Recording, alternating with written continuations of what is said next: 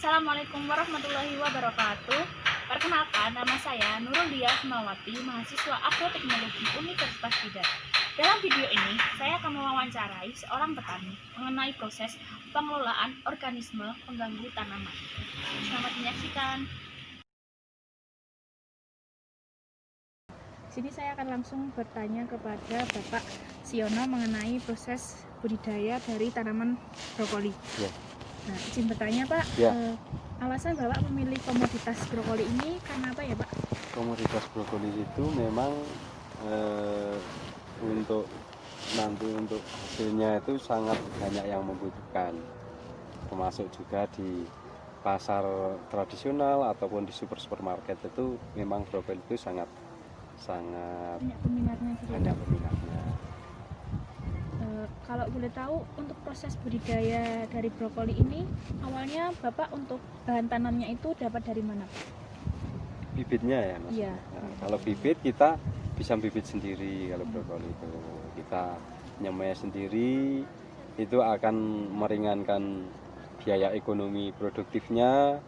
Terus nanti brokoli itu juga kita senangnya nanam brokoli itu dengan umur yang pendek. Aku benar.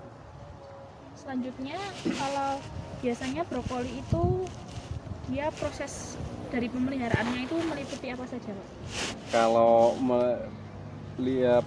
proses budidayanya itu ya ada yang namanya matun, terus penyemprotan, aplikasi pestisida itu pasti ada karena di sini mungkin cuaca tuh sangat-sangat ekstrim lah.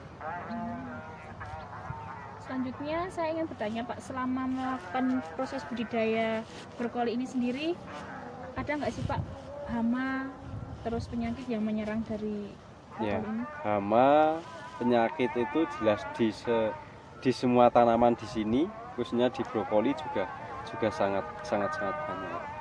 Cuman kalau di brokoli itu karena umurnya agak pendek, itu mungkin cara pengendaliannya juga sangat ringan. Kalau boleh tahu ada hama atau penyakit apa saja? Ya, kalau hama itu mungkin ada ulat, ada kutu daun, itu ada kutu daun. Nah, itu penanganan itu kalau di brokoli itu aplikasi sekali 2 kali sudah total habis. Terus kalau penyakit di brokoli itu biasanya tuh busuk batang dan busuk bunga.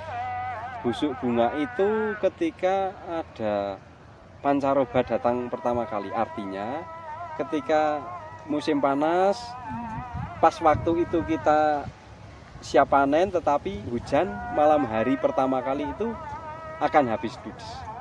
Itu brokoli. Serangan hebat di brokoli itu kalau kita ada hujan pertama kali. Jadi kalau pas ada kejadian itu bisa menyebabkan sampai gagal panen? Iya, gagal panen. Kalau di harga memang stabil, cuman ya resiko tinggi itu ketika ada hujan datang pertama kali. Untuk pengendalian dari hama dan penyakit yang tadi sudah Bapak jelaskan itu meliputi apa saja Pak?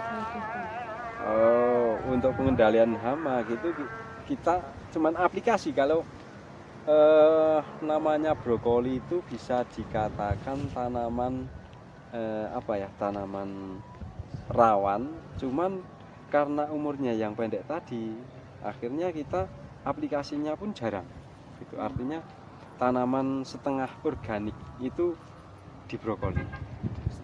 Iya, setengah organik, semi organik ya, karena aplikasinya pestisida walaupun pakai kimia itu nggak terlalu banyak.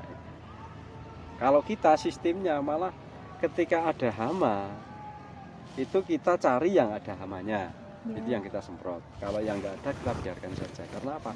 Karena kita pinginnya petani itu untung, endingnya untung.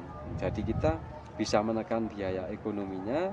Di suatu saat nanti pas harga anjlok itu kita nggak menanggung kerugian yang besar.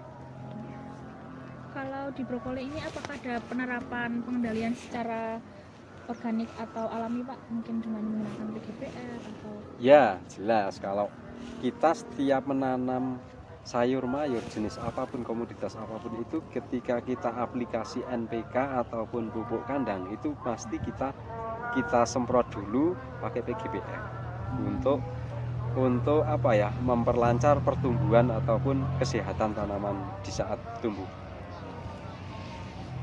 Biasanya kalau menanam brokoli Bapak menggunakan pertanaman sistem apa Pak? Biasanya apakah dengan tumpang sari atau hanya monokultur Pak? Kalau brokoli itu bisa tumpang sari juga, tetapi tumpang sarinya kita harus bisa membaca situasi tanaman yang mau ditumpang sari. Artinya kalau brokoli itu yang bisa sepadan pertumbuhan itu seperti apa itu tanamannya, itu harus diketahui oleh petani juga, harus dicermati. Kalau di sini ini ditumpang sari dengan pakcoy ya? Ya pakcoy, ini sama cabai rawit, ini sama cabai rawit. Nah, ini kan mungkin jeda umur antara brokoli sama pakcoy itu kan berselang berapa hari, itu harus kita cermati.